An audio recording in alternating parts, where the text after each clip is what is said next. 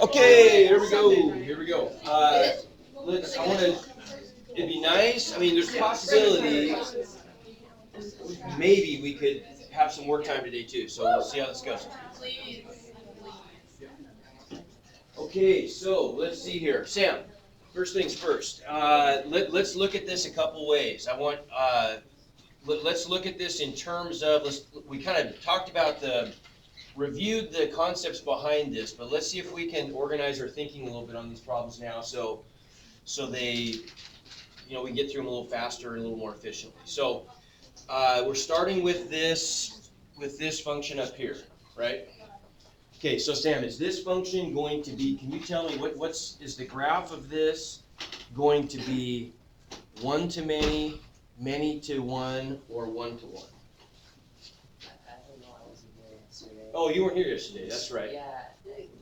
Okay. All right. Well, we'll pick on you for that one then. Jill, what do you think? If I were to graph that, it's a cube root function, right?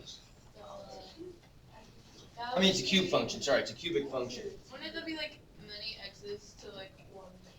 What? Or no. It would be like 1 to 1. Yeah. It would be an equation. And it would be like this, like there would be different like things, you know what I mean? Okay, it's a. No, or is it the one that goes like this? Like goes like. It's that one. Yeah. It's that one. So it's we call this a simple. We call this a simple cubic function, right? Because it's only got 1 0, and it's not going to have all kinds of loop-de-doos in it, to use technical terms. It's just going to be one that comes down and does. The parent function looks like this, right? For a simple cubic function, it just comes down and does that, right? And so this is the point right here that we would identify as having the coordinates hk. Yeah. Do we know that just because it's x cubed? Because it's x cubed, exactly, yeah. So that's the parent function. This is the function right here. F of x equals plain old x cubed, right? Now we've done some stuff to this one, right? But it's just a tweaked version of the parent function. So we can always go back and think about a simple cubic function. Now it'd be more complicated if I had some x squared terms in there and some x terms and things. Then that complicates it, and it could do something like, then it might do something like that, which would make it way more complicated, right?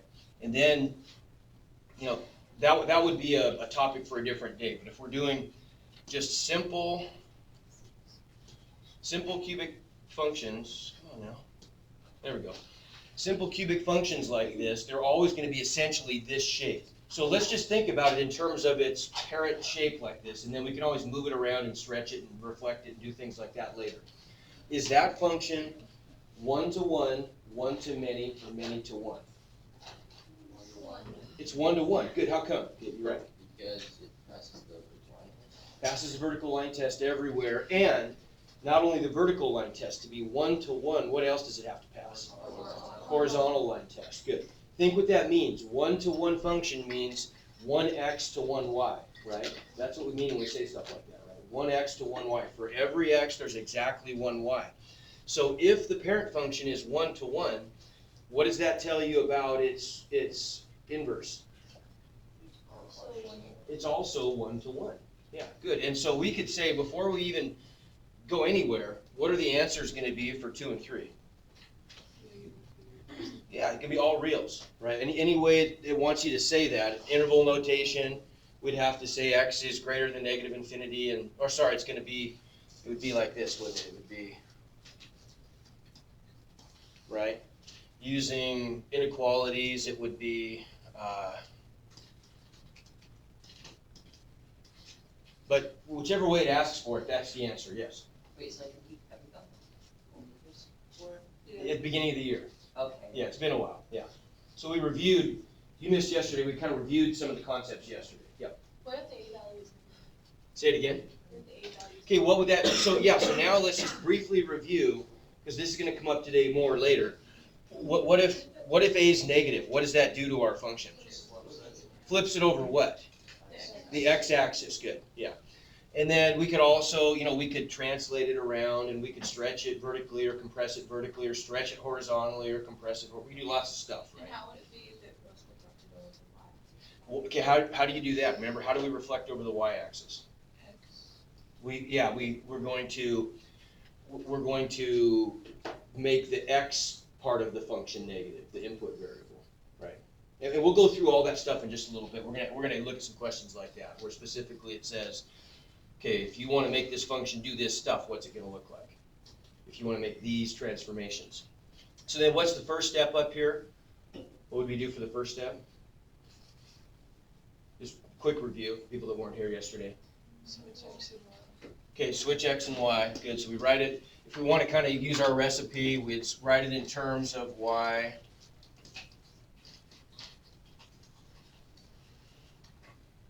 And then we're going to flip the x and y and solve for the new y. The new y would be the inverse, right? So let's go ahead and let's change sides of the equation too. So we'd end up with a 1/2 y cubed minus 2 equals x. And what would the steps be in order to get the y by itself?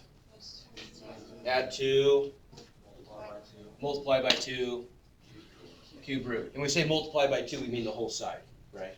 So if we do that stuff, what would we get here? Y equals x plus 2 times 2, right? And then cube rooted. So that would be it. Okay? Make sense? All right. Okay, good.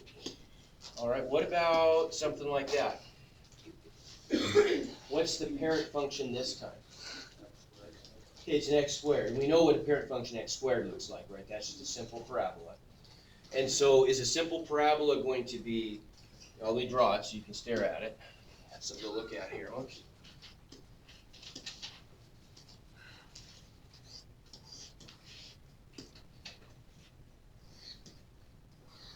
So Ruby, what do you think? Is that going to be 1-to-1, 1-to-many, or many-to-one? We're saying x to y. How many x's per y? Not 1-to-1 because like this is 1-to-1, right? This is 1-to-1 because no matter what, for every x value, there's only for sure going to be one y value, right? It's going to be, this one's going to be, let's look at an example here. I could put in this x value right here, and it's going to give me back that y value, right? I could also put in that x value and get back that y value. So what's that going to be? Many to one, right? Because we're going to get many x's, meaning two x's mapped to the same y value. Does that make sense? Because I would have two points right here with, I'm just going to throw in some numbers. Let's say we had 2, 4, and a negative 2, 4, right? So if we wrote that in a table form, like we did earlier in the year, it would look like that, right? Many to one. Oh, we did this, okay. Remember this stuff? Yeah. Right? Okay. And so if the original function is many to one like this, then that means, what's that tell us about the inverse? It's going to be 1 to many, which is a problem, right? The inverse, if it's 1 to many, that violates the function rule, doesn't it? Just think what 1 to many would say. If we took the inverse of this, we're just exchanging the x and y values, right?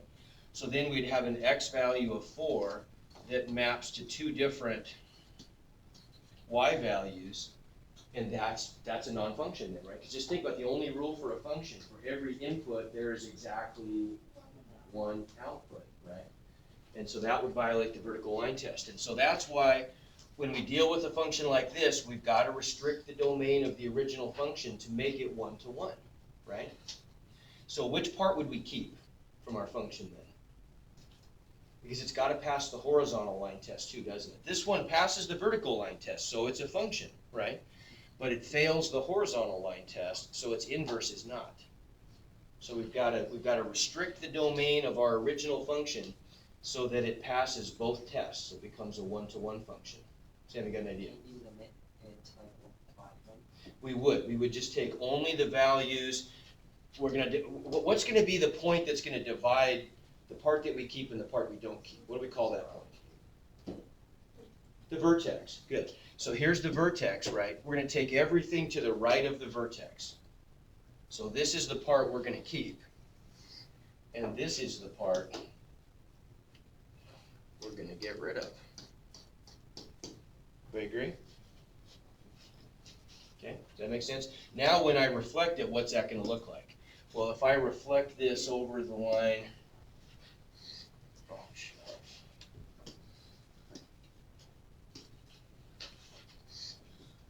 If I reflect it over that line, or if I just take this piece, rotate it 90 degrees and flip it, it's just gonna look like that, isn't it? And that works, right?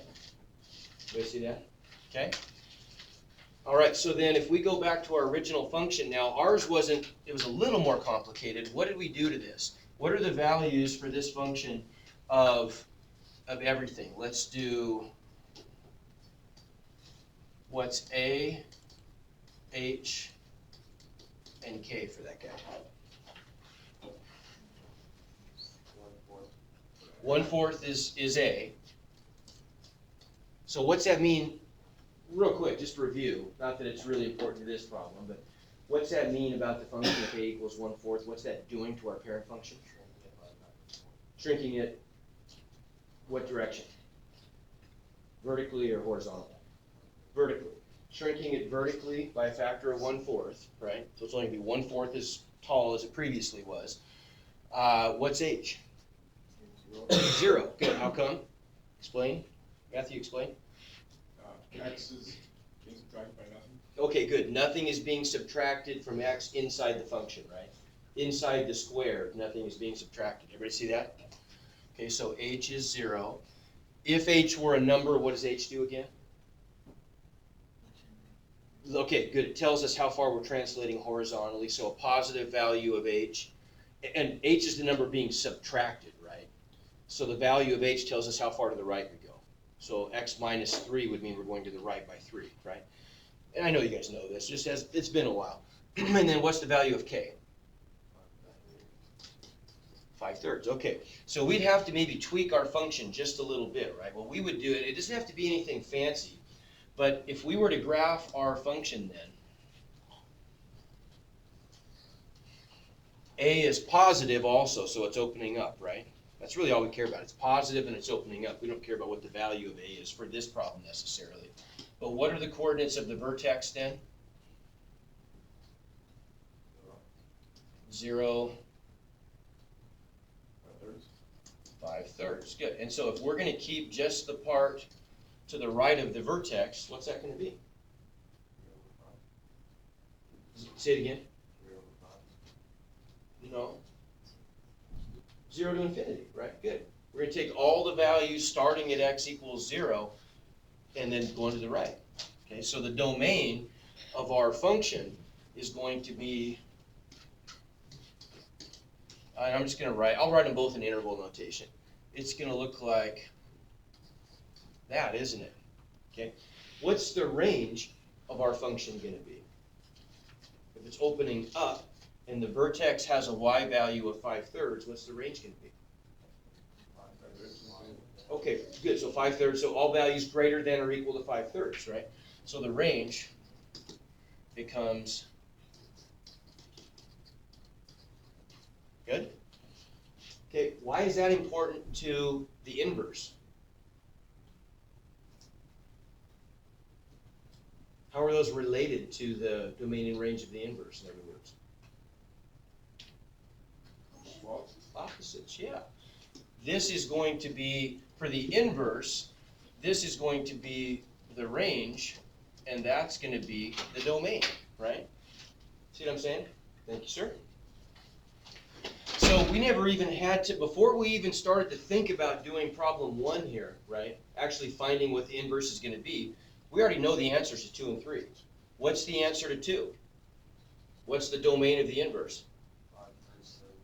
Yeah, it's right there, isn't it? Right? So in interval notation, there it is, right?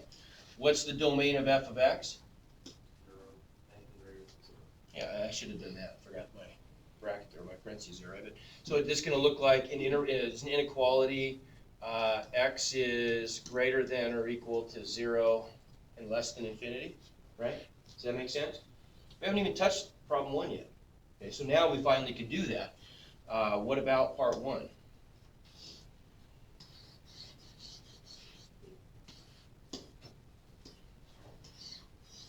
So if we write this in terms of y,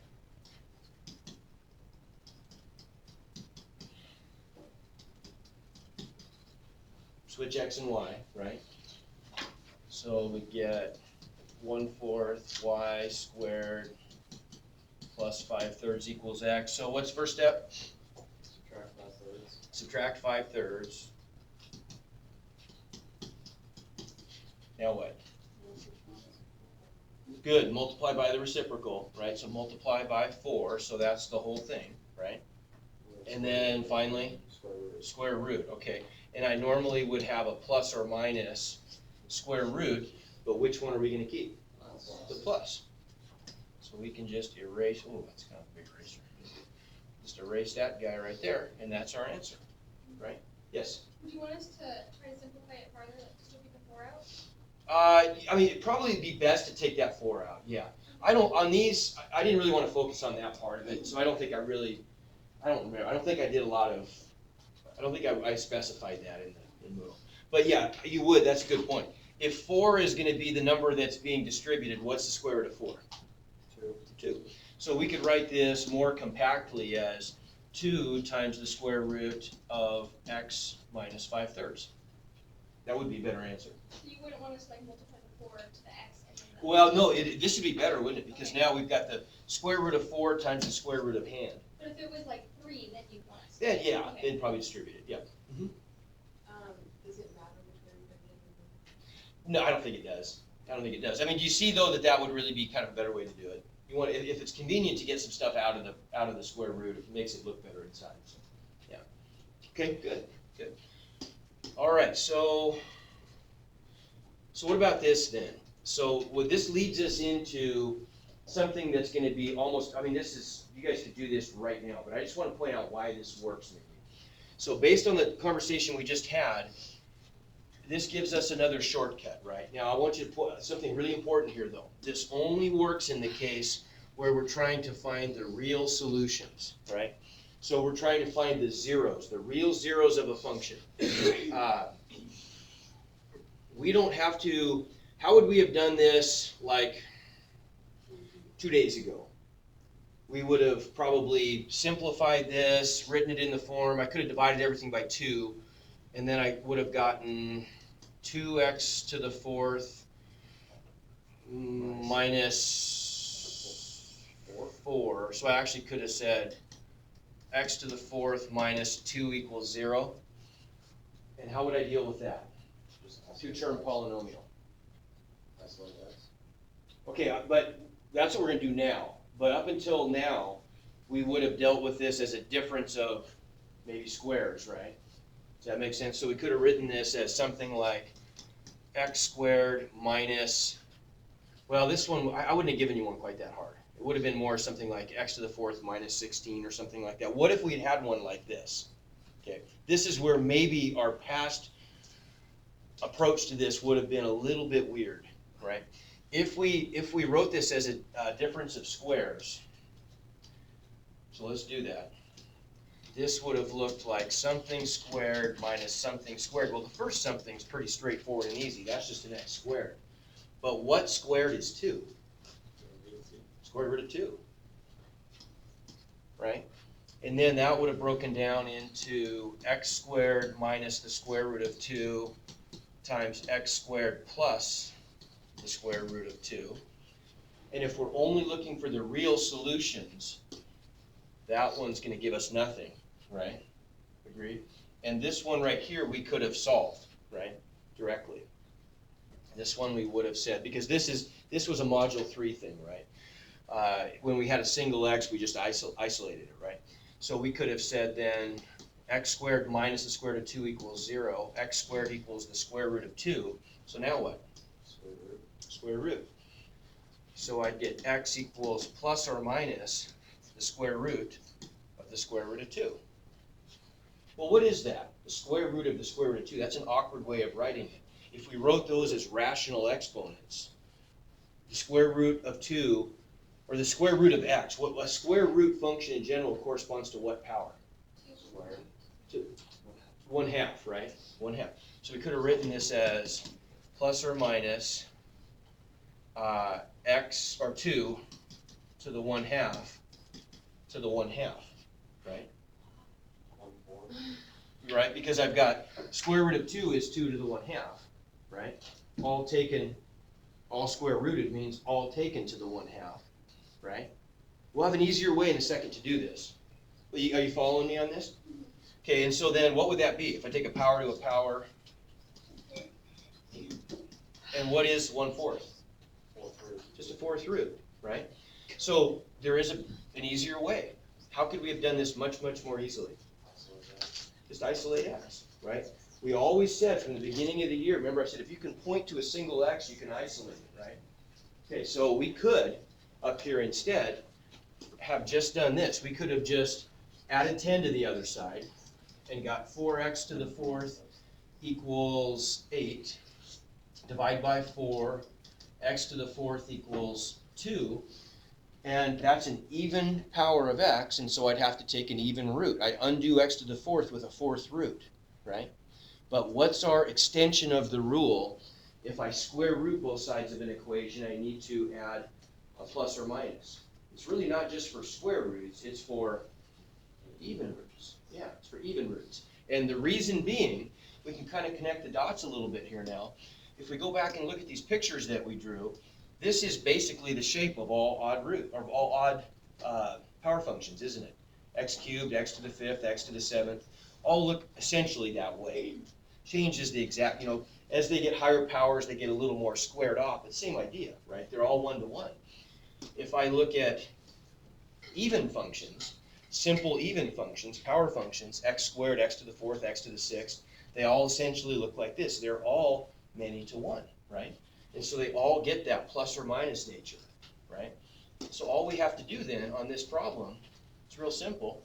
We just say 4th root both sides, and x equals plus or minus 4th root of 2. How about that? Okay. So why was I so particular about saying only real solutions? Well, we lost the imaginary solutions that way, didn't we? Right? Because the imaginary solutions would have come up here. X squared, if x squared plus the square root of 2 equals 0, then that would imply that x squared equals negative root 2. And now if I square root, I'm going to get an I, right? You see, so we're going to lose the imaginary solutions when we isolate x. It's a little bit complicated, but you don't lose the imaginary solutions with an x squared because they always, well, I don't want to say this in a way that, if I were to, what if I did this? What if I had x squared equals negative 4? If I square root both sides, I get the i's out of that, don't I? Right? I get x equals plus or minus 2i. Agreed? Okay, the reason we get them so easily with square root functions is because how is I defined? It's the square root of negative 1, right? But when we do other functions, it doesn't work that way. Let me give you one more example. What if we did something like this? What if we had 2x cubed plus 16 equals 0? Let's find the real solutions. What would we do? Okay, subtract 16 divided by 2. I get x cubed equals negative 8. So what's x equal to? Negative 2. Done, right? Okay, but what if we had done this a different way? What if I had divided by 2 and gotten x cubed plus 8 equals 0, and I'd solve by factoring? That's the sum of cubes, right? That's x cubed plus 2 cubed. So that would factor out into x, well, you tell me, x plus 2 times X squared plus 2x. No, minus 2x. Plus 4. Okay, so if I set those equal to 0, I get x equals -2, but what about over here? If I use the quadratic formula over here, right, if I set that equal to 0, right, I would get x equals 2 plus or minus the square root of -2 squared minus 4 times 1 times 4 over 2. Everybody agree? With me on that? If I simplify that, I get x equals 2 plus or minus the square root of -12, right? This just becomes square root of -12, which would be 2 radical 3 I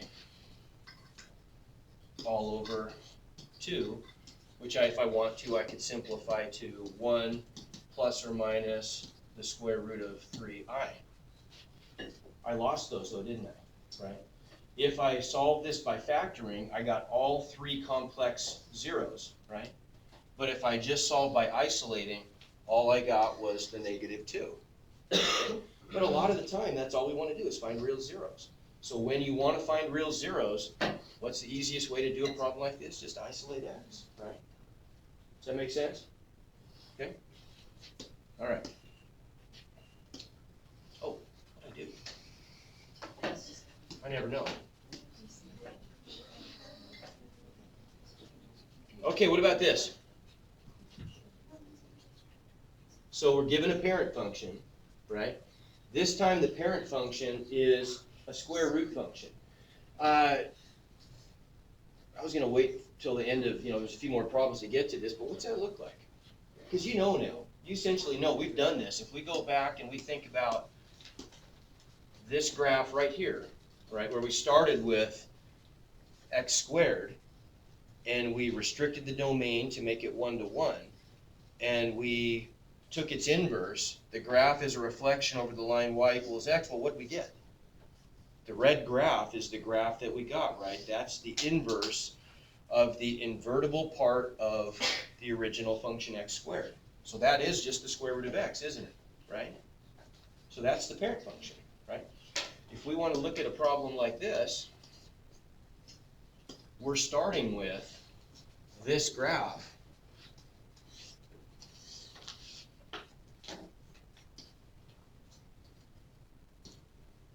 So what does that graph do? Let's write that one real lightly. That's going to be in that color. So it starts at the origin, and then just like a normal parabola would loop up through the point 1, 1, and then increasingly get steeper, this one's going to loop kind of down, not down, but it's going to loop up aggressively at first, and then tail off. That's terrible. I got to do that too. Oh, that's a thing of beauty right there. So it's going to go through the point 1, 1, isn't it, right? It's going to go over 1 and up 1.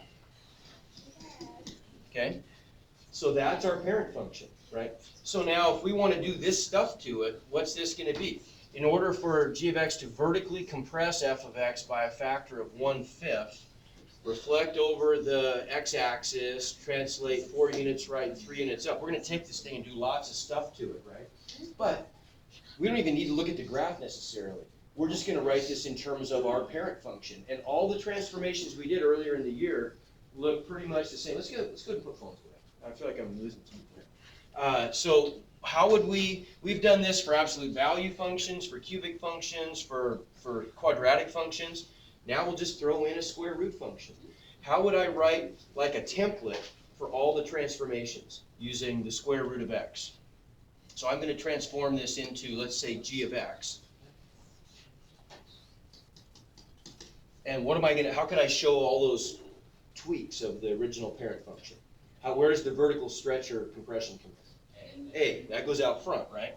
So we're going to have an A out front, and then we're going to have a square root. Okay, what about the horizontal translation? Okay, so that's going to be the minus h inside the square root. Good, so we're going to get x minus h. And then what about the vertical translation?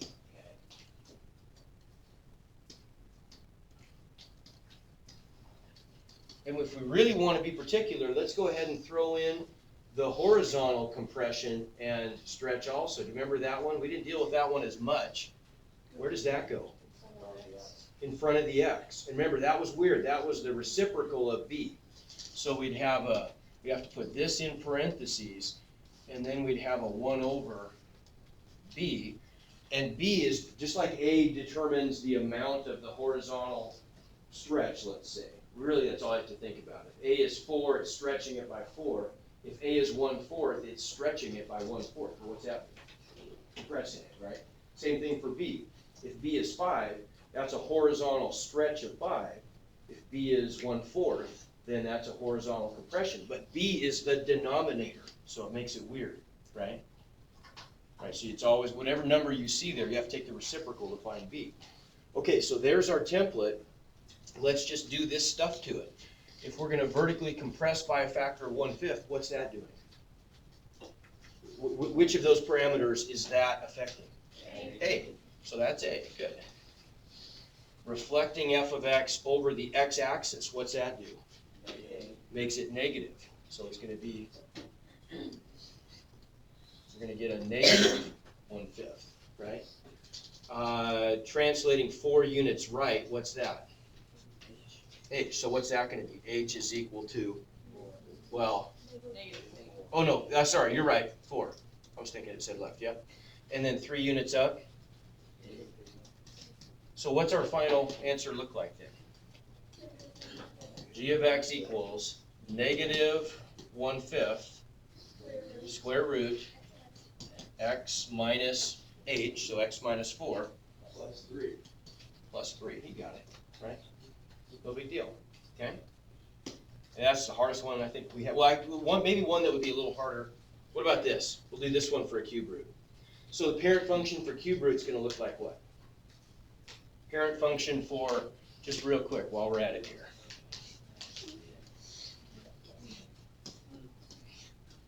What's the parent function for a cube root going to do? Going to go through the origin, right? Then what? Got to go through the point 1, 1, and through the point -1, -1, and it's just going to do that, isn't it? Right? Does that make sense? Okay? We don't need it for this problem, but that's what it looks like. So what do we got here? It's going to horizontally stretch by a factor of 5. So what's that telling us? So B equals 5, right? Reflect over the y-axis, so B is actually going to be negative, right? Translate 4 units left, so H is good, -4, and 2 units down, K is -2. Okay, so then let's just plug that into G of x equals A times the cube root of 1 over B times x minus h plus k. Well, A is just 1, isn't it? There was no vertical stretch or compression. So we would just end up with 1 times the cube root of, what's going to go there? -1/5. Everybody see that? Times x plus 4 minus 2. Okay, is this bringing all this back from earlier? Good. Yeah, I figured it would. Okay. Okay, so what about this guy? Essentially the same stuff we've done, only I want you to, I kind of talked about this yesterday just a little bit. What are we going to do with this? Oops, sorry, if we're not really finding an inverse this time. We're just taking a cube root function and just we want to know what's the domain in the range. Well, the answer is super easy. What is it? All reals, right? Cube roots are 1 to 1, right? So we know that that's always unrestricted. Okay, done. Did I not have a square root one in there?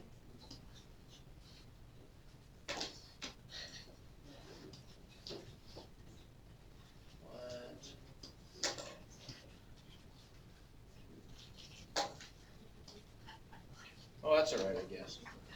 Okay, what would that one be? Okay, what about this? What if we want to write a function of the form, of this form, that matches that graph? Okay, now what kind of a function is that, first of all? It's a tweaked version of what kind of a root? Square root, right? Tweaked version of a square root.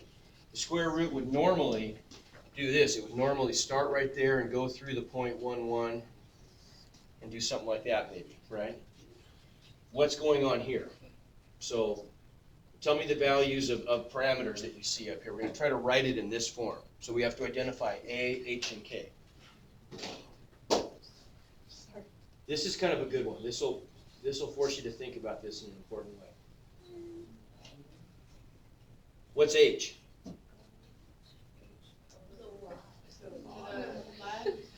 Okay, so how far is what's the identifiable starting point here? Would be normally at 0, 0. Where is it now? Oh, okay. So what's H? 5. Okay, good. So H is 5. What's K? 1. 1. Okay, Katie, do you see what A is? Or a way to think about it? There is a value of A, because this thing has definitely been, like, normally it should go over 1 and up 1. It should go through that point, but it's not. Anybody see it? 5/3. No? It's an integer, or a fraction at least. 1/3. It's, okay, how'd you get that? Up 1 and over 9. Okay, so it's not 1/9, it's 1/3, I think, right? 1, 2, 3, 4, Wait, didn't 5, I 6, say 1/3? 9. And Okay, then I so said 1/3. how could we know? Now, normally, think about a normal square root function. If I scoot to the right by 9, how far should I normally have gone up? Think about it in terms of the parent function. No, 3, right? If we think about this in terms of a regular square root function, ignore the translation, right? Just think as though it were starting at 0, 0. This is the square root of us.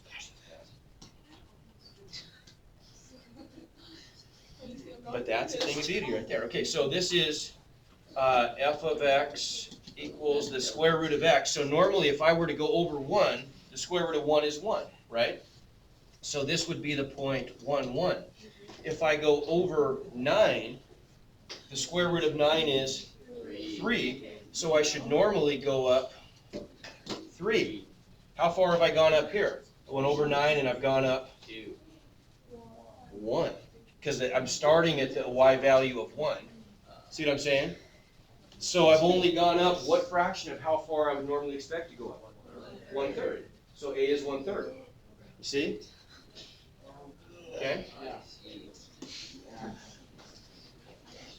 That's good. That's good for today. Oh, work Take a time? break. Yeah, you get 3 minutes of work time. I'll let you unwind for 3 minutes. That'll